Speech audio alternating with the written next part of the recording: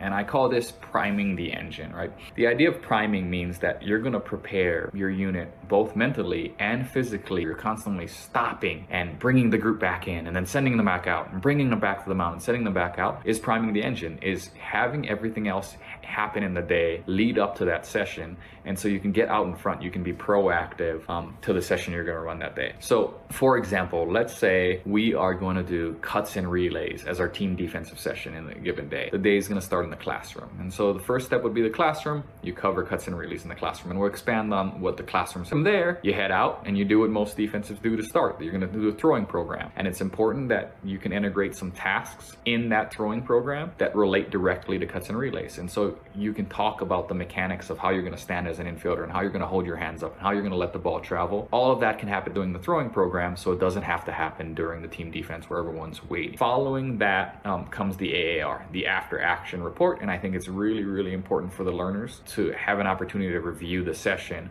in some way, shape, or form, whether that's immediately after or in the classroom the following day, to truly grasp the concepts that were presented on the field. And so that's what I consider priming the engine. And that's the really, really important first building block or the backbone to effectively teaching team defense. As I just talked about, every good team defensive session starts in the classroom. And if you don't have the classroom, that can be the dugout, it can be a meeting room.